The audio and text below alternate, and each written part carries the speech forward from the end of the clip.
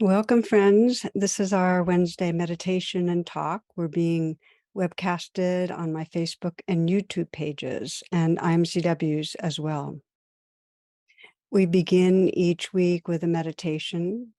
So as a way of arriving, you might check your posture, however you are sitting. If you're standing or lying down, that's fine. But check it and sense that you're here, that you're awake in your body. And invite your attention inward. You might close your eyes or lower your gaze, and perhaps take a few nice, full, deep breaths.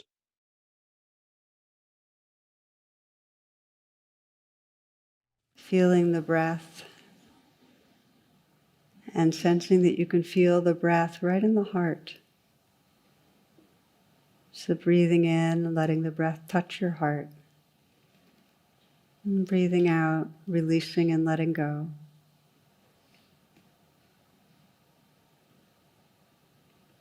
And letting the awareness of the breathing at the heart deepen a kind of inner listening. Asking yourself, what is my deepest intention right now for being here, for practicing meditation? What is it that really matters to me?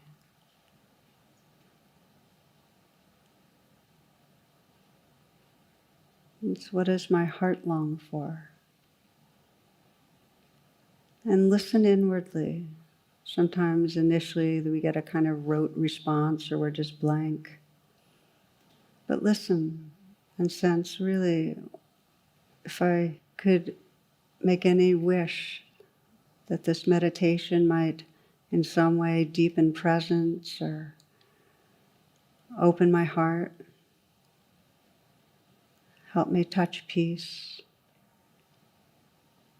help me realize the truth of who I am. What is the wish?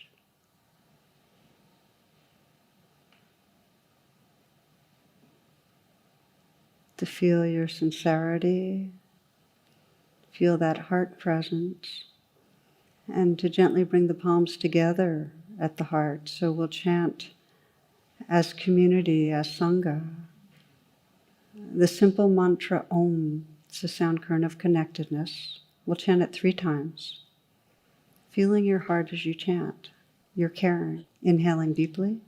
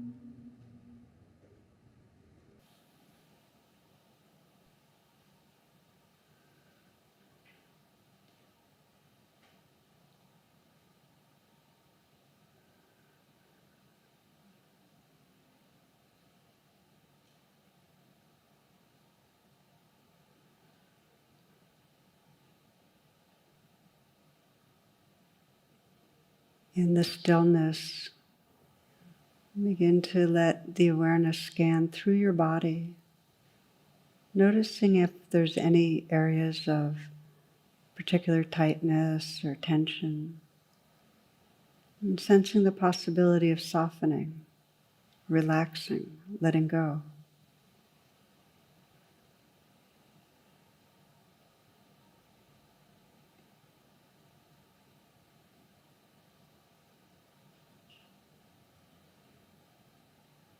You might pay attention to the eyes and soften the eyes.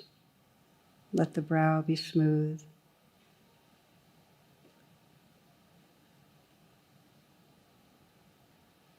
You might let a very slight smile spread through the lips. And sense the inside of your mouth smiling. Relaxing the tongue, letting it fill the upper palate. Noticing if you can relax right down to the root of the tongue.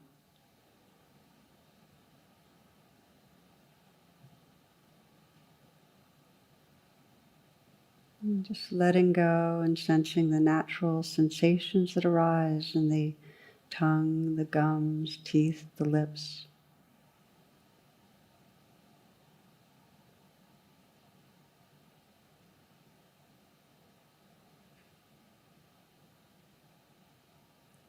You might sense the neck area and let the throat fill the neck.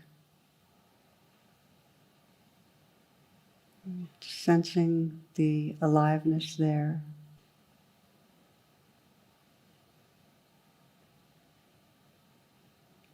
Allowing the shoulders to relax back and down a bit. Letting the awareness fill the shoulders so you can feel from the inside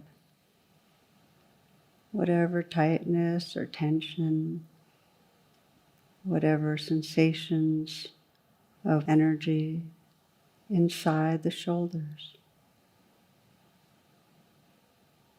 Just imagine it's floating in awareness.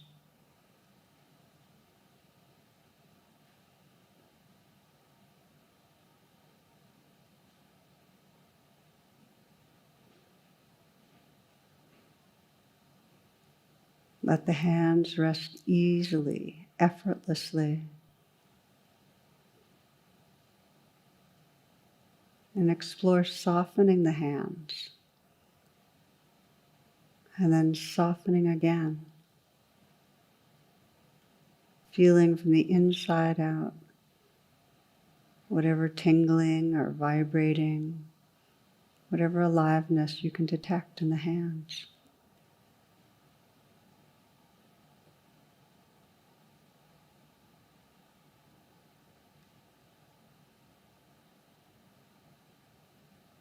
And just as a cup can be filled with water, this whole body is filled with awareness.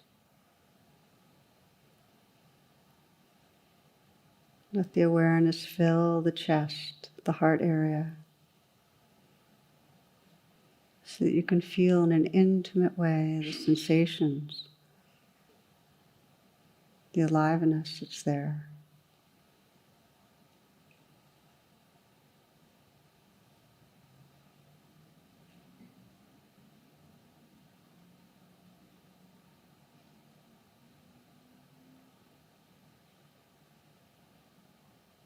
Letting the awareness fill the midsection of your body so you can soften the belly and feel from the inside out.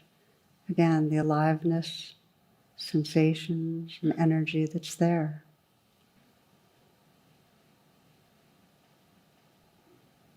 Letting the awareness fill the whole pelvic region. Again, feeling from the inside out the movement of energy, the play of sensation.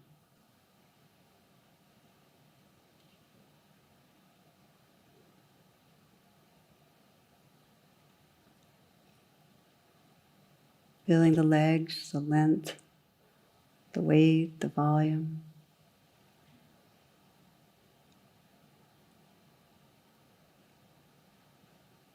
Feeling the feet where there's pressure, warmth where there's contact with the floor. And from the inside out, the tingling and vibrating and aliveness there.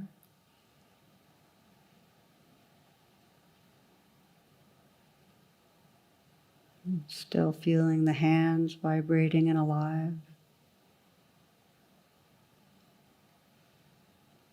And opening to feel this whole body as a field of sensation. See if you can feel everything simultaneously. Sometimes described as the energy body. This dance of sensation.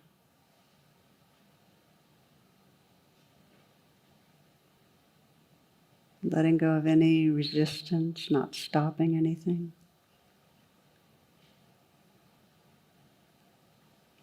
So that you're letting life live through you, unimpeded.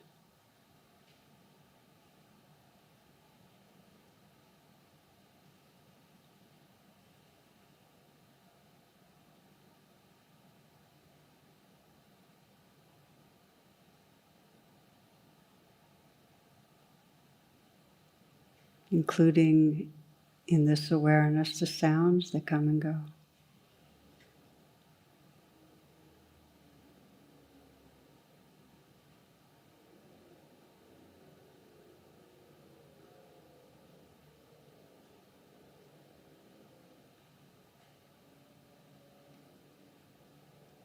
Including the most distant sounds you can hear.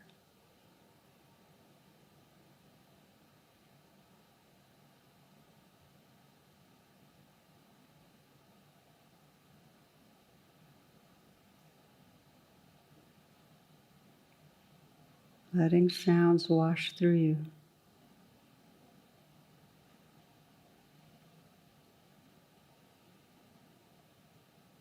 Letting life live through you.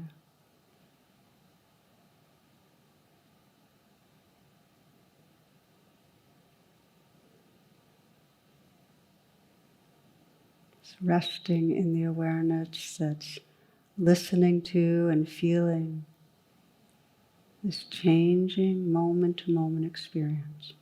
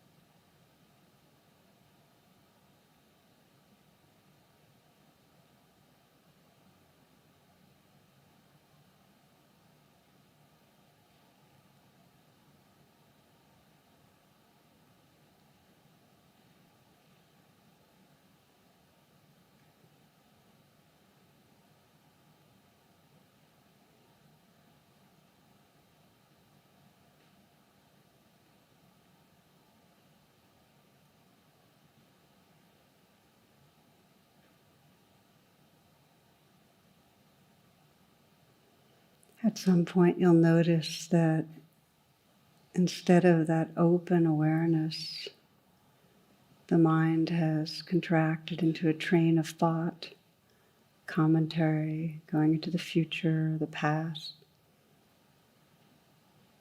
Just completely natural.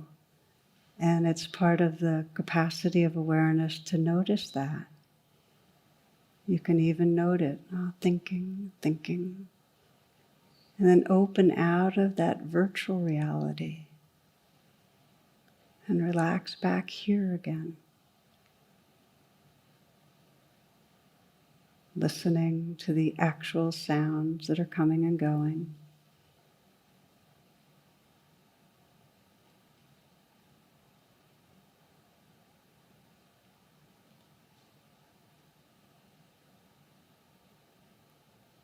Relaxing areas of obvious tightness and feeling the movement of aliveness inside your body, inside the shoulders, inside the hands.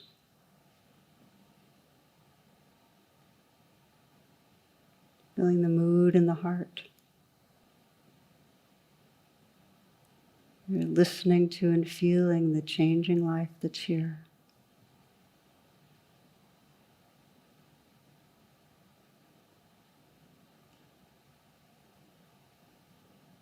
And if it's helpful to stabilize the attention some, you can listen to and feel the movement of the breath, relaxing with the inflow and the outflow.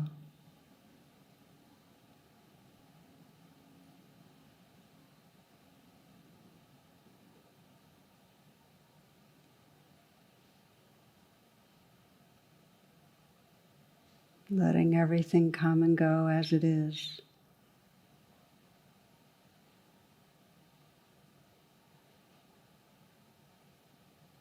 Letting life live through you.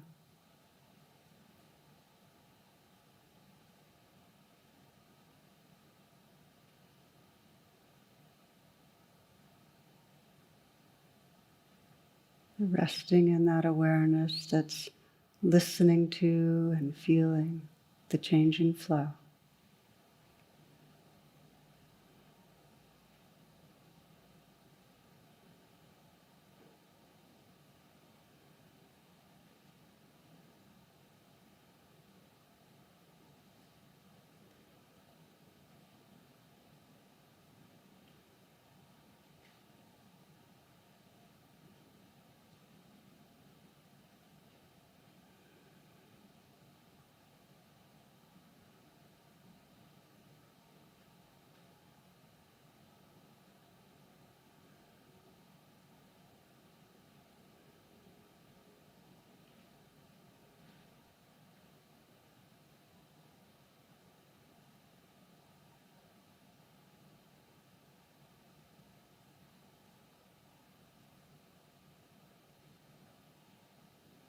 Let go of what is past.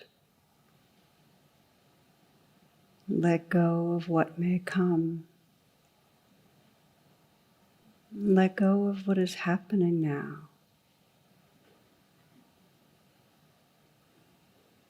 Don't try to figure anything out.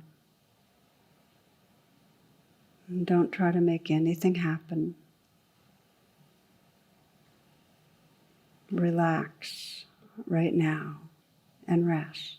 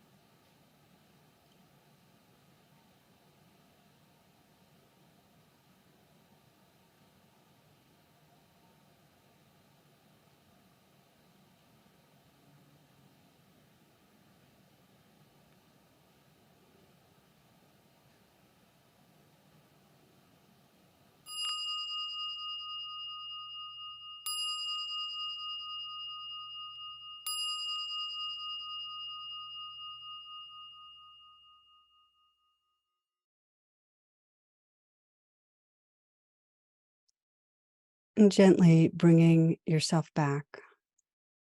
If your eyes are closed, opening your eyes, re-entering with a mindful attention, perhaps standing, stretching. Okay, so this is a time I'll share a few announcements. I invite you each week to my website, tarabrach.com, for virtual offerings, and also to visit imcw.org for the live stream offerings made available by the local DC teachers. And the affinity sanghas for this week are women, singles, young adult, teens of color, mindfulness group, Heart With, living mindfully with illness together. As many of you know, each week after the talk, there's a mindful dialogue, and there's a beautiful community that's emerged, a place to share your experience of whatever themes we're covering and get to know other people. So if you're interested in joining, the call-in information is tarabrach.com/class. So I have a special announcement. This is something I haven't done for a number of years, which is to teach an introductory course to mindfulness and compassion. So I'll be doing it this fall. It starts on November 9th, and the modules for the course will begin each Wednesday with the Wednesday talk. So if you want to participate in the course, it'll include a live question answer that I'll be leading every other week, and there'll be prompts for reflection and journaling, and there'll be a community discussion forum. And I designed it for total newcomers to practice, but also for those that have been practicing for a long time and want to reboot, want to refresh, want to really uplift their practice. So I hope you'll join in, and the registration is on my homepage of my website. And I want to thank you in advance for whatever you might offer as by way of dana. That's the word for generosity. These teachings are offered freely, and your donations really do make a difference. So please offer whatever works for you, and know that I appreciate it. And the links can be found in the description. Okay, so we'll pause a bit and then move into this week's talk.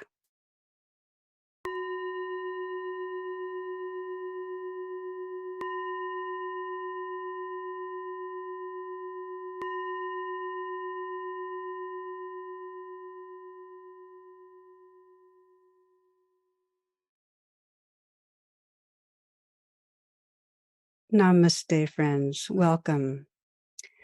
So I'm imagining that, like myself, you have that feeling of the world speeding up, that there's just more and more information, more globally impactful events, one climate catastrophe after another. And in our personal lives, our nervous system can feel the stress of it. And the primary reaction when we're stressed is to try to control and manage things, to try to control what's really an uncontrollable environment. And of course, it's natural. We're trying to ward off danger that feels right around the corner. Yet when we become what I call the over controller, we really don't like ourselves.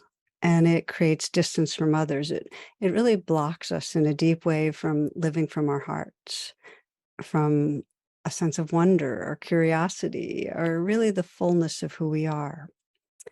So I'd like to share with you a two-part series I did in 2019, and it feels really appropriate for these times. It's called Beyond the Controlling Self. And I'll share personally that putting these talks together was really powerful. It helped me wake up in quite a helpful way. It helped the shift from this habitual doing, always trying to manage things and do things, to much more of a sense of being, of presence. So I'm hoping it serves you, my friends. May you enjoy.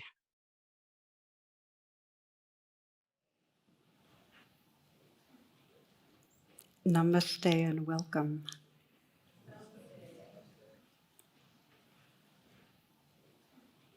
So William James, over 150 years ago, described contemporary society as the suffering of contemporary society as this going around in a ceaseless frenzy, always feeling like we should be doing something else. What's changed? you know?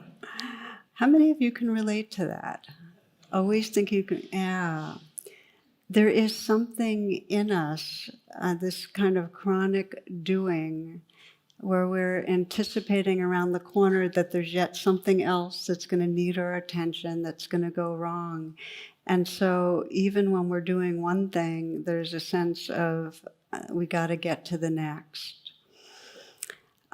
Of course, sometimes what we're doing is what we call the needful. We really, really need to be doing what we're doing. And one of my favorite illustrations is of a man who went on a safari with his poodle.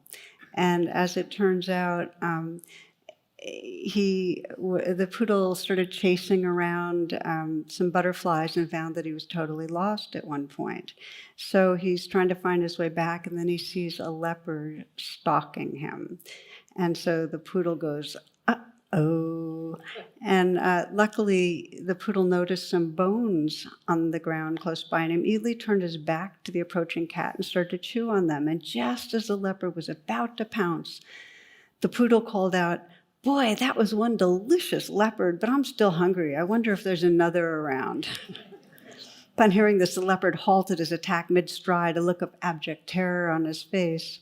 He crawled off near to some trees nearby, thinking, "Boy, that was a close call. That creature nearly got me." Meanwhile, a monkey had been watching the whole scene from a tree, and he called out to the leopard, promising some valuable information in return for the leopard's protection. The leopard agreed to the deal, and of course was furious to learn he had just been made a fool of. So the leopard, now with the monkey on his back, took off to find and eat the conniving canine. Once again, the poodle saw the leopard, and this time with a monkey on its back approaching. A very smart poodle put two and two together, figured out what had happened, that he wouldn't have time to escape. So he sat down with his back to his attackers, pretending he hadn't seen them. And just when they got close enough to hear, he said, "Where's that damn monkey? I sent him off an hour ago to bring me another leopard."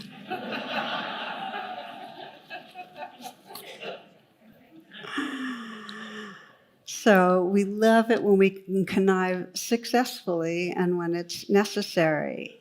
And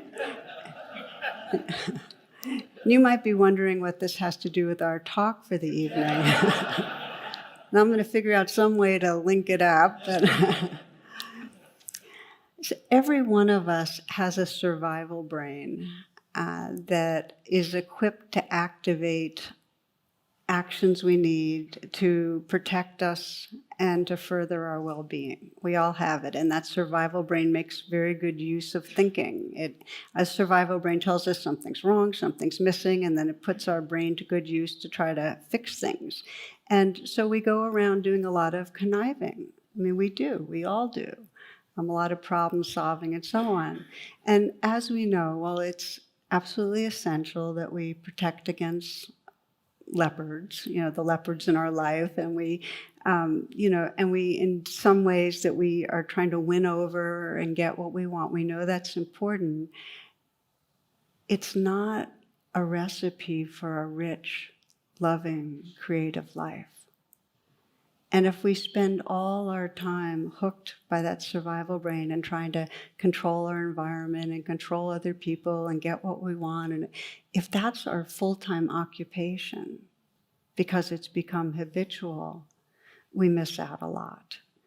It's as John O'Donohue put it. He said, we're so busy managing our life that we miss out on this great mystery we're a part of.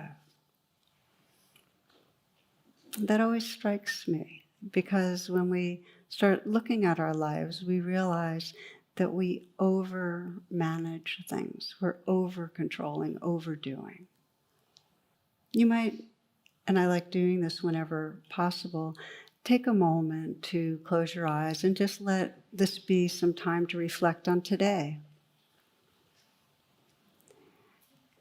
And the inquiry really, as you review the day, was how much was the frame of mind that there's a problem here, there's something wrong, something I need to solve it, I need to do something. How many moments were you trying to figure out something or prepare for something that where behind it there was stress, you were being driven by stress?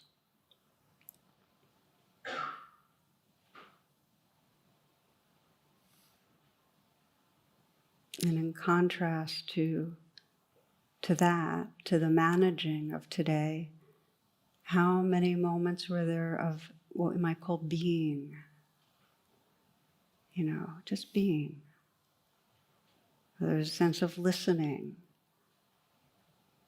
and taking in the wonder of spring. How much being? And just to consider that in order for us to continue evolving, in order for us to have true well-being, to meet our potential, we need to develop the capacity to shift from that doing to being. We need that capacity. We need to be able to sense, okay, I don't have to be protecting from leopards or winning over monkeys right now. I can rest for a bit. And you might even ask yourself and bring it right into this moment. If there's nothing to do right now, what's here?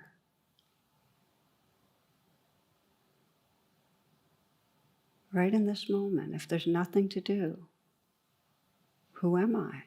What's the sense of myself?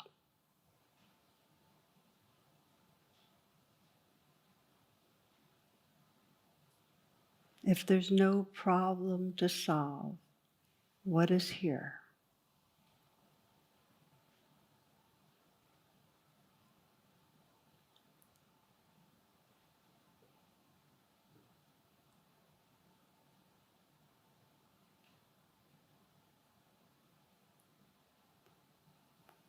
As you're ready, you can open your eyes.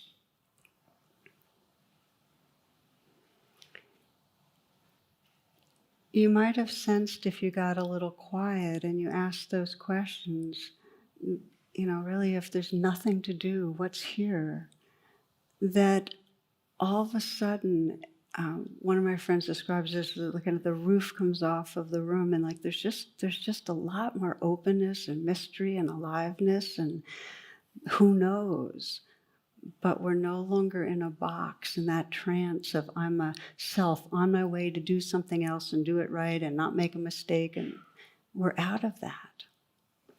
So what we'll be doing this class and the next is exploring really how we loosen the grip of that kind of addictive doing, of the over-managing, over-controlling, and how we can move more and more to have the choice to rest in that being state, that more mysterious, vibrant, open-hearted space, from doing to being.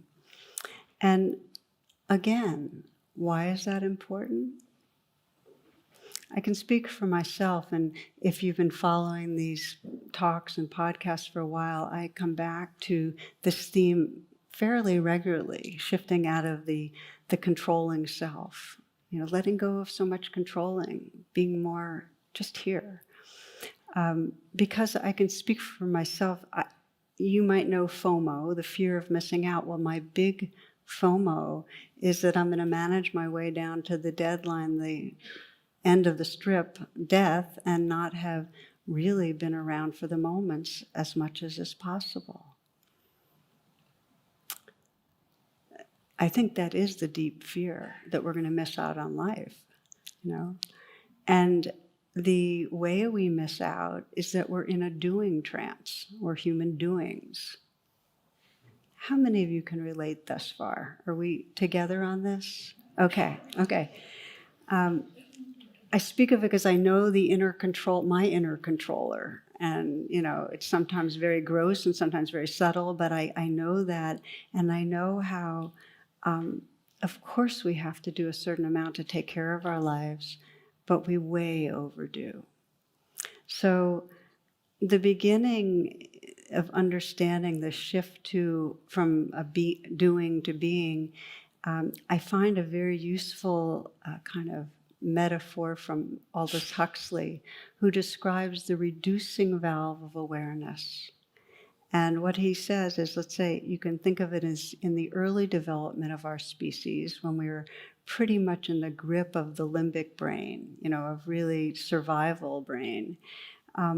The valve of awareness that has the potential to be wide open and experience everything, the totality, is very narrowed to just what we need to pay attention to in order to make it.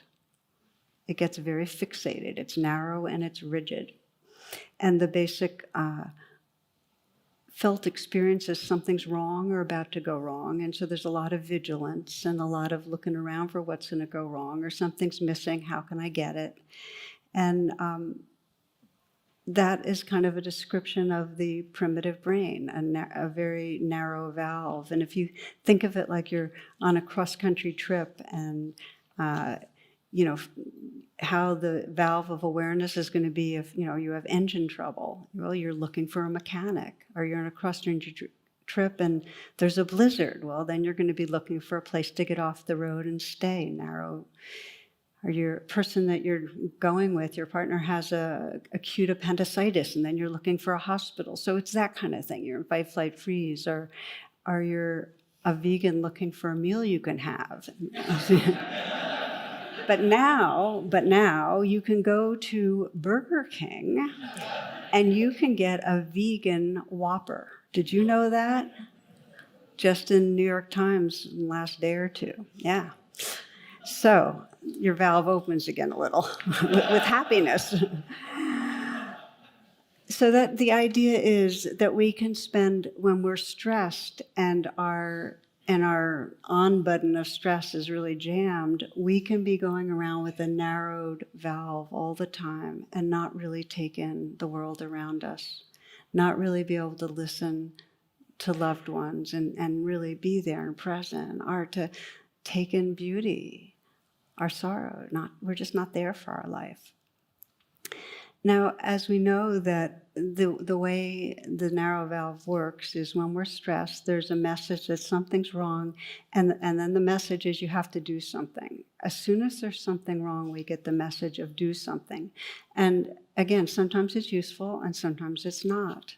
One of my favorite examples of this is a prank that was played in Montana some years back at a high school where students released 3 goats into a school. And they had numbers painted on them, number 1, number 2, and number 4. The school teachers and the admin spent the entire day looking for goat number 3. So there we are, something's wrong, rigid, narrow, fixate on something. So what is evolution? What happens as humans evolve? We go from being dominated by our limbic brain and having this kind of narrow, more fixated attention, to a much more, with the emergence of the prefrontal cortex, the development of it, a much more flexible valve, so we can take perspective and we can be mindful and we have compassion, and there's a larger sense of belonging. We intuit that, okay, I'm not just this individual self, moving around on the surface of the earth. I am the earth. I belong to this living web. There's a larger perspective. And with that, there's a capacity. It's not like we've gotten rid of our limbic brain, but there's a capacity to choose and say, oh, right now I need to keep my attention really focused. This is dangerous. Oh, right now, I've been through that before. I know how to deal with that. I can widen it again, and I can let this person into my heart. It's, so there's more flexibility. If you're back to the metaphor of on your cross-country trip, there's times you can really open and take in the landscape and feel wonder because the valve is open. And this is how Rumi puts it. This is how a human being can change. There's a worm addicted to eating grape leaves. Suddenly he wakes up, call it grace, whatever, something wakes him, and he's no longer a worm. He's the entire vineyard and the orchard too. The fruit, the trunks, a growing wisdom and joy that doesn't need to devour. Okay, so we can shift from this doing, I need more of this and I don't want that, the self-centeredness, to this spaciousness that doesn't need to devour, that can feel joy. So if we look a little more at the nature of the controlling self and the suffering we get into, and we sense, well, how did this happen? When there's a limbic dominance, when we're moving around always trying to manage things, the whole sense of who we are shrinks. We get very small, we get grim, we get burdened. We feel a sense of I'm unprepared for what's around the corner. We get very small and anxious. And so we're kind of hooked on seeking the grape leaves or on manipulating things. And it's a developmental arrest when we're always living in that controlling state. And the myth that many of you are familiar with that describes being caught in that limbic trance is the myth of Sisyphus, okay, we're just absolutely condemned to doing. And Sisyphus is condemned by the gods to constantly be pushing the boulder up, constantly doing, but it always rolls down. It's like we can never do enough. We're condemned to pushing the boulder, whether the boulder is our judging other people or our trying to do more to prove ourselves. We're condemned to pushing and pushing. And this is the trance we're in. We're caught in being a self that's on its way somewhere else, always trying to deal with trouble, solve a problem, and never getting to rest, never opening to that beingness. So this is the archetypal trance, and how come we have it? Like, why do we get caught in that trance? Well, for many, many, many of us, the stress we experience through our families and our culture is such that we're outside our window of tolerance. So rather than being able to have the valve open and sometimes closed, it gets jammed closed because we get hooked on certain strategies to try to make it through. We get hooked on trying, let's say, in our relationships to pretend or present a certain self. We just are trying to protect ourselves. Or we get hooked on trying to win people over by always accommodating or making them dependent on us. Or we get hooked on judging or blaming or threatening people so they'll cooperate with us. We get hooked on our strategies. Why? Because we have unmet needs and we're trying to meet our needs. Some of them don't look so bad. Like, we can get hooked on strategies of impressing people, but you can't quite tell, or hooked on strategies of getting sympathy and getting rewards. And yet if we're hooked on it, we're just going to keep on doing the same thing. In this cartoon, a mama dog is telling her little baby dog, and there's a guy, the owner's, about to do some training. The mom's saying, they give you a lot of treats while they're training you, so play dumb for as long as you can.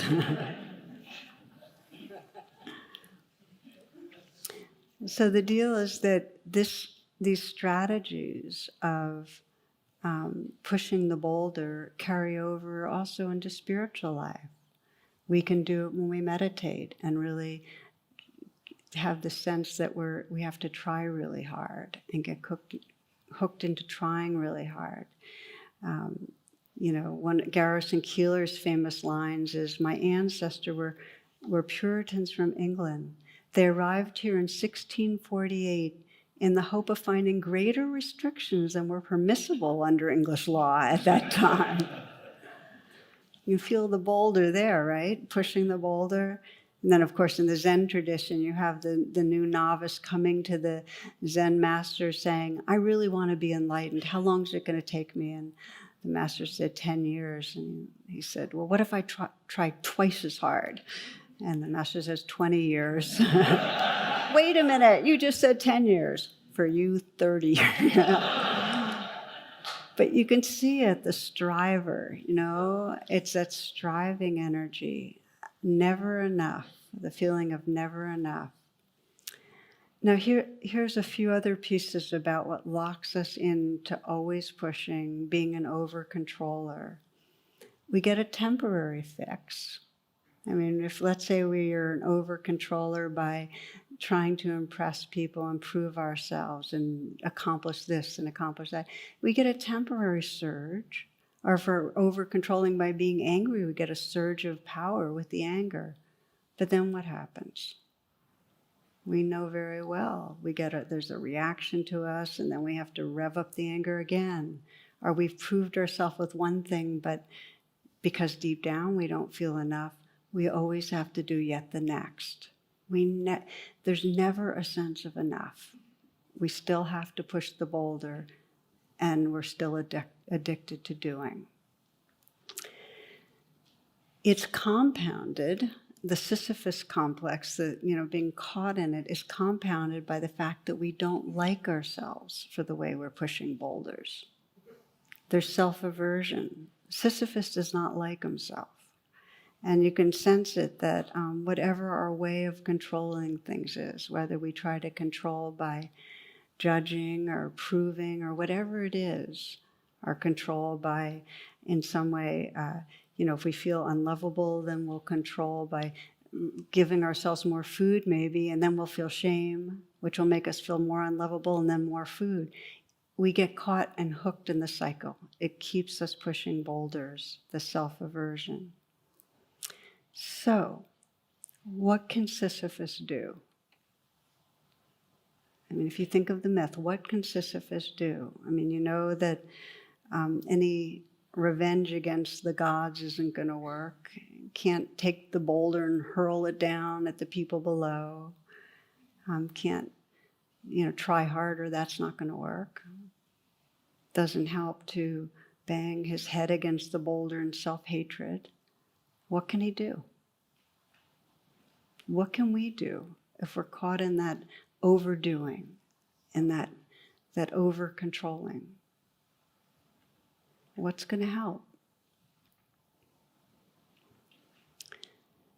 If you think again in an evolutionary way, if we're hooked on an activity, if there's enough mindfulness, if you can look at your life, if we can look at our lives and say, okay, here's where I get caught in overdoing. Here's where I'm just kind of on it and I'm leaning forward. If we can see it, and there is some mindfulness, we can choose to interrupt it and stop doing. Just for a little bit, but stop doing. We can pause. And this is why we often come back in spiritual trainings to the sacred art of pausing. Pause. Even if you're in the midst of pushing and you pause for a few seconds, you begin to interrupt it. And in the not doing, in the moments of not doing, there's a kind of space that comes that gets filled with an intelligence, with a presence and with heart that can sense some other options. But you have to interrupt the doing first. You have to be willing to pause. You have to stop doing. For Sisyphus, this might mean he stops doing, and in that intelligence, in that moment of stopping doing, he senses, I can just kind of let the boulder go and leave the mountain and take a shower and maybe listen to Mozart or go dancing or make love. I could do other stuff, but pausing comes first. One of the examples of this in more recent contemporary writing by Tom Wolfe, and this is an example I share when I can remember because it's such a good one. He wrote about, in the 1950s, all these fighter pilots and highly trained pilots in the US Air Force where they were attempting to fly at altitudes that had never, ever been explored before, going beyond the denser atmosphere of the Earth. And what would happen is that the ordinary laws of aerodynamics did not apply when they got way out there. And so, as he described this, this is in The Right Stuff, these pilots, their planes would skid into a flat spin like a cereal bowl in a wax Formica counter, and then they'd start tumbling. They weren't even spinning and diving, but they'd just be tumbling through space end over end. And the pilots had no idea how to deal with it. And so they'd be frantically trying to stabilize. They'd be doing all the controlling you possibly could do. And they'd be screaming helplessly to ground control as they went to their deaths. What do I do next? I've tried A, I've tried B, I've tried C. So it was a horrible situation. And the more they tried to maneuver the controls, the worse their situation. So when it changed was inadvertent, as often happens. Chuck Yeager was in the plane, and his plane started tumbling, and he was thrown around in the cockpit, and he got knocked out. So he paused. So he's unconscious going towards Earth. And then when he regained consciousness, he was already in the denser atmosphere of the Earth, and then he could do the controls and stabilize and land safely. But he discovered the only life-saving response possible, which is that you don't do anything. You take your hands off the controls. And it's the only choice you have. This is really the deep teaching, and it's an evolutionary teaching, that we get addicted to controlling. It's driven by the fears of our survival brain, but there's some intelligence that can say, okay, experiment a little. You don't have to always control, just pause. And in that pause, and this is the whole practice of meditation, when we really pause, you can sense in that space the light, the radiance of the sun shining through. There's a natural intelligence that comes, and heart. So if we look at it in terms of our lives, there are a lot of small things in the denser atmosphere you can control. Okay, you can make your list and decide whether you're going to go here first or there first because of the distance, and plan it properly. And you can plan what you're going to say to somebody that's going to be appropriate when there's difficulty. And there's a level that you can control things. But the big stuff, whether we think of the process of aging, or the sicknesses that come, or the things that happen to loved ones, or how loved ones behave, or even the emotions and moods that go through us, we can't control those things. We need to learn when it's wise to take our hands off the control. That's the only way we can access a deeper intelligence and a deeper compassion and more freedom. So we're going to look now more closely at how we do that. And one of the kind of models that I think is really beautiful for, well, how do we relate to our inner controller? And I hope that as I've been speaking, you've started identifying places where, I'd like to take the hands off the controls there, you know. How we relate to the inner controller is key. You can't control the controller. You understand that, right? If you have your grip tight and the way you control things is you're controlling other people's behaviors by threatening or by judging, or your way of controlling is to keep a distance and keep a mask and you don't let people in and you don't feel authentic, you can't control that. You can bear witness with interest and kindness, and in that bearing witness, you're creating an atmosphere for change. And this was described, kind of came through very beautifully in the movie The Horse Whisperer. How many of you saw The Horse Whisperer? Can I see by? Okay, then some of you might remember this scene. It's basically, the theme is Robert Redford is playing the role of a man that agrees to help to work with a traumatized horse named Pilgrim. And so at one point, he created this very nurturing relationship with Pilgrim. And it was not one of controlling, but really of being in relationship with him. So you can think of Pilgrim as the kind of limbic out of control or over controller that would just dash off or be dangerous to others. And his nurturing relationship began to calm Pilgrim down. But at one point in the movie, Pilgrim got triggered by a woman's cell phone, and limbic went off, and he started contorting and writhing, and then he just ran off into open pasture. So here's what's interesting. The trainer didn't chase him. He didn't try to lasso him or force him into submission. What he did instead was he started moving calmly towards him, but he stopped at a really respectful distance. So he's kind of witnessing. And he kneeled down in a form of submission and simply attended to what the horse was doing and needing. He just kind of paid attention, and he waited until Pilgrim was ready to reconnect.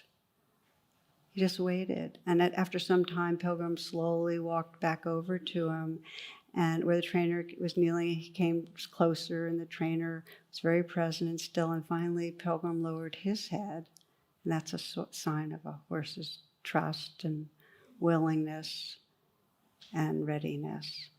And the trainer gently stroked his head, and with one finger, and this is just nurturing, was able to guide him back home to continuous healing. It's this kind of relationship with the parts of us that get controlling. Because when we get controlling, and again, controlling could be aggressively controlling, but also be self-protective, defensive. But when we get controlling, there's an unmet need in there. It may be trauma, it may be hurt of a different kind, but something needs attention, just the way Pilgrim did. And we need to pay attention like that. I'm here, patient, respectful, caring. So I want to give you an example of my own process with the inner controller, and then invite you to practice a little. Does this sound okay? And the story I want to share, I mean, I've had different, as I mentioned, I've had different levels of the inner controller come out, but I remember when I was a college sophomore, I did a phase of psychoanalysis. I was feeling depressed and anxious and so on. I remember I had a repeating dream of struggling to get somewhere and always being exhausted. And that's when I started talking about the image of Sisyphus. And the insight that I had was that I'm always trying hard. I'm always pushing to make something happen. I'm always trying to solve a problem. It was this kind of generic thing we're talking about here. And the big one was that I'm always pushing to in some way prove myself. And then, of course, the next insight was I need to push myself to prove myself because underneath I don't feel worthy. So this is me pushing the boulder because I felt unworthy. That was the unmet need. And then the next insight that came along the way was, and I'm giving you a very quick summary of, actually it turned out to be a year of psychoanalysis, that the harder I try, the worse I feel about myself. When I'm trying hard, when I'm trying to prove, when I'm trying to impress, when I'm trying to look good. And if any of you know the Enneagram, I'm a 3. That's the performer, and the shadow side of the performer just has to keep on trying to look good.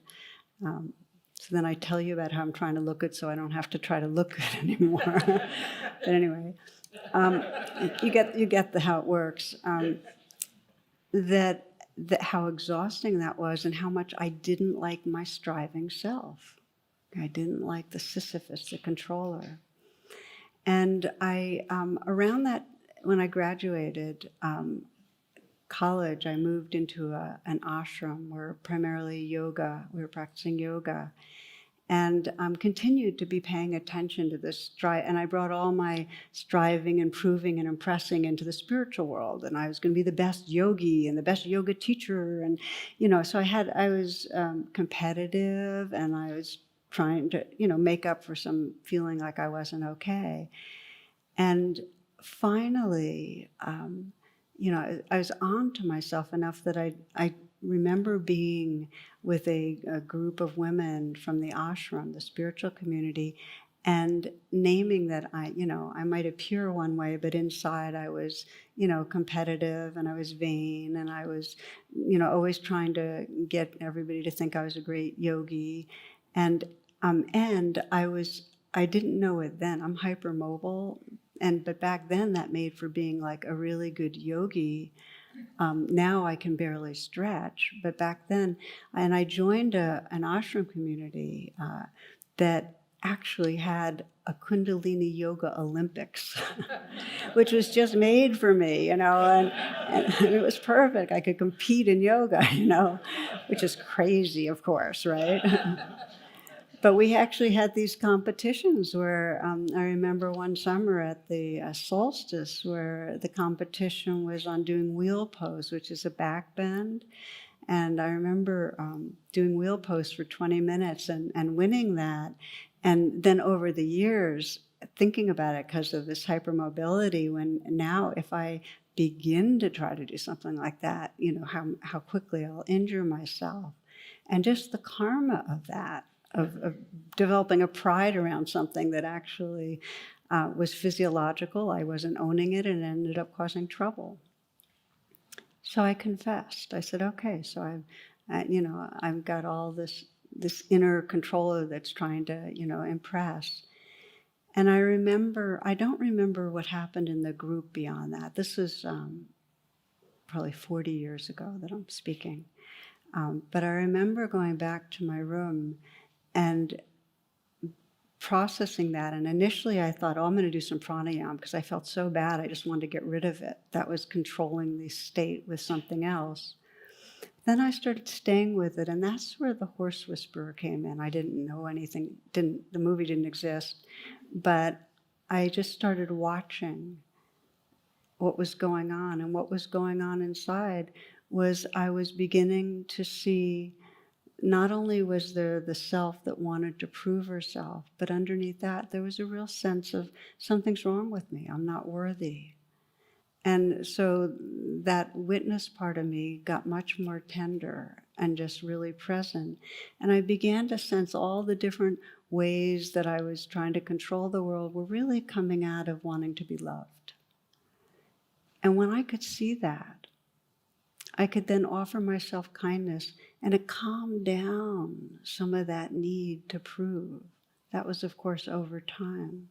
But in those moments of just being kind to the controller parts, all the parts that were trying to prove, quieted me, and it kind of opened me to a sense of beingness where I wasn't so identified with the three. I wasn't so identified with the performer, and I started getting a taste of who I was beyond the controlling self.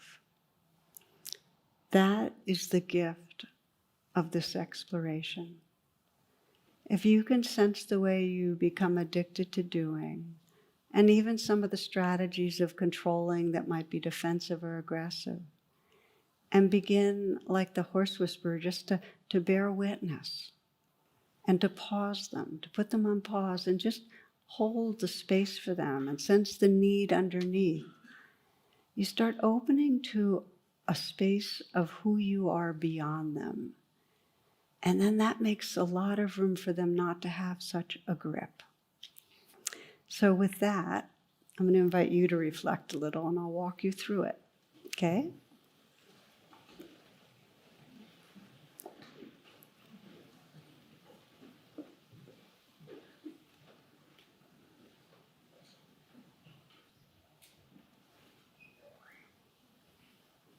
In this pause, I'd like to invite you to sense what part of your body can let go a little bit. Let's see if there's a little bit of relaxing through your shoulders, your hands, your belly. Let yourself take a few full breaths.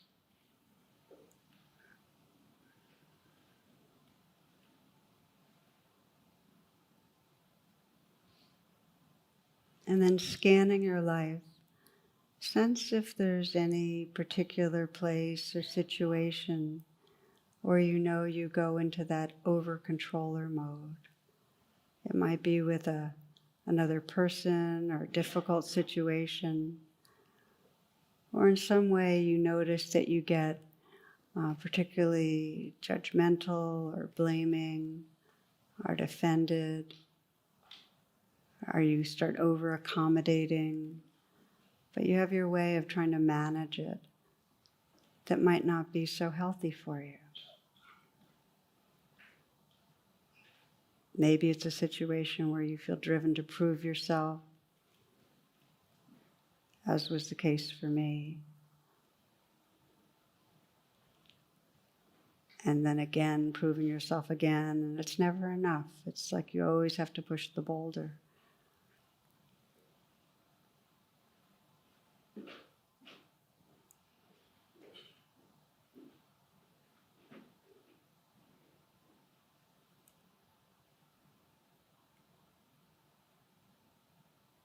Some situation where you'd like to be able to pause and have a different way of responding.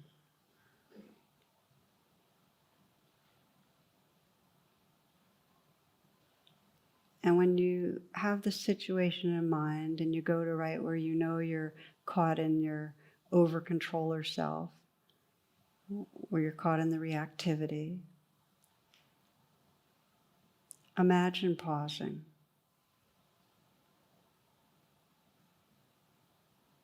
and simply notice everything you see about the controlling self right now. Whether it's aggressiveness or judgmental, you're trying to change someone, defended, withdrawn, trying to prove. Just like the horse whisperer, just attentive, witness, interest.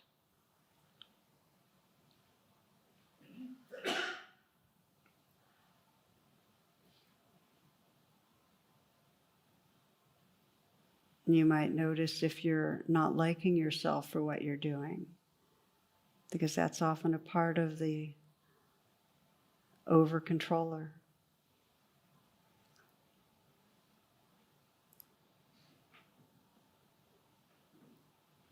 And you might deepen your attention to sense what's really driving the behavior. What's the fear or the unmet need, the hurt? What are you really trying to get that's deep?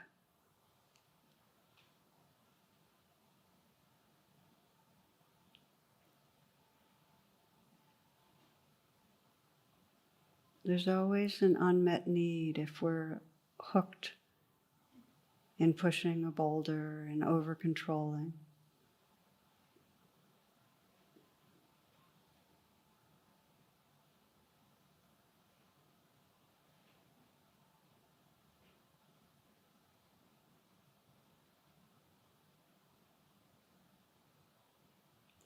Sensing that you can look the view from your most awake being, your heart, your awake heart, kind of like that whisperer.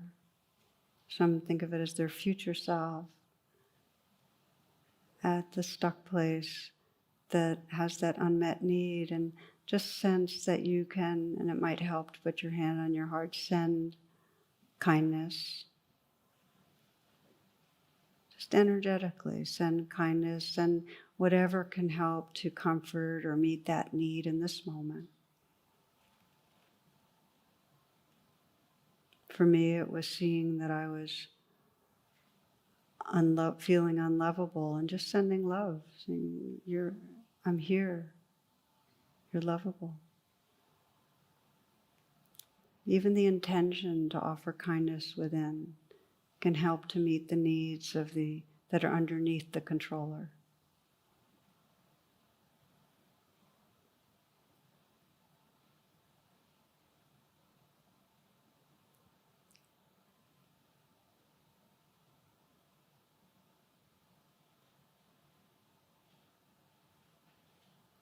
And just sense the quality of beingness, of presence that's here. When you can pay attention in this way, when you can pause and pay attention, it's like that valve of awareness opens. And there's more kindness and there's more perspective. There's that shift from being caught in the doer or controller to beingness. And you might even ask, really, if nothing's wrong with me, who is here? Who am I?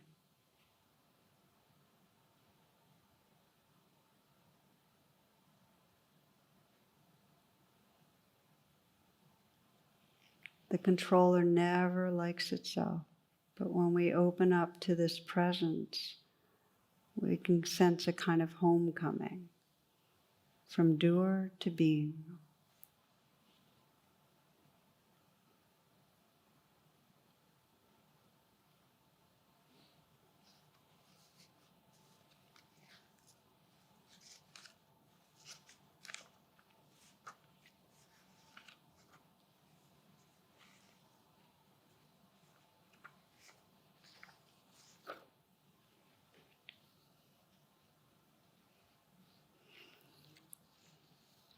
And taking a few more moments and then opening your eyes when you're ready.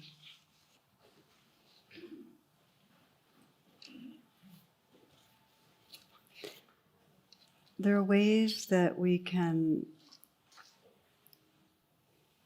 move in our daily life that help us to be more inclined towards being. Sometimes we'll be interrupting the controller when it's full throttle. And this is an example of that, where we just begin to pause and sense, I don't have to live inside that. But we can also, in our day, take more pauses. And it's necessary to do as individuals, and it's necessary in a wise society to take pauses, because that invites us back to that beingness. It helps us to know we're home. And this is Mary Oliver, how she describes it. She says, when I'm among the trees, especially the willows and the honey locusts, equally the beech, the oaks and the pines, they give off such hints of gladness, I would almost say that they save me, and daily. I am so distant from the hope of myself, in which I have goodness and discernment, and never hurry through the world, but walk slowly and bow often. Around me the trees stir in their leaves and call out, stay a while. The light flows from their branches. And then they call again. It's simple, they say, and you too have come into the world to do this, to go easy, to be filled with light, and to shine.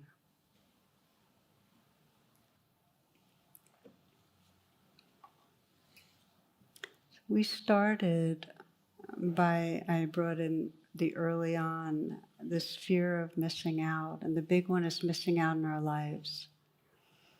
Sometimes the controller is really blatant and we're manipulating, and sometimes it's just that more chronic doing where we forget to stop.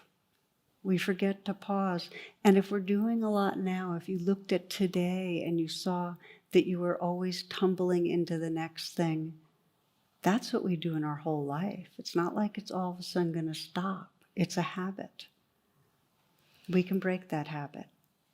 So you might close this particular session with closing your eyes again.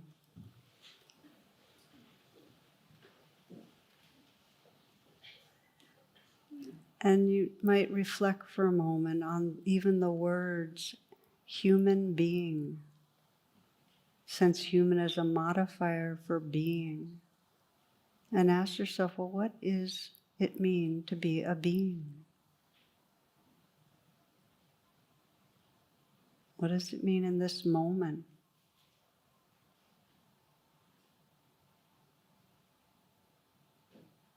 And maybe being is more like a verb. Being, this awareness that's experiencing moment to moment.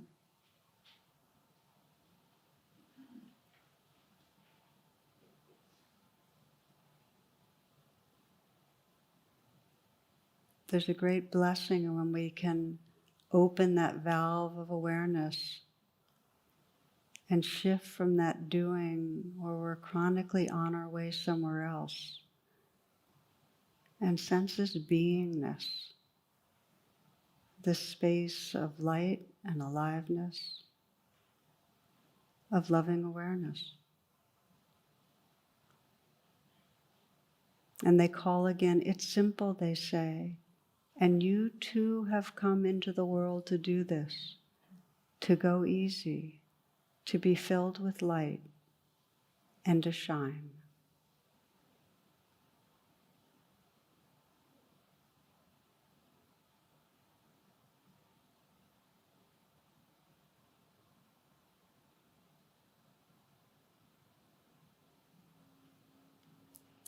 Thank you for your kind attention.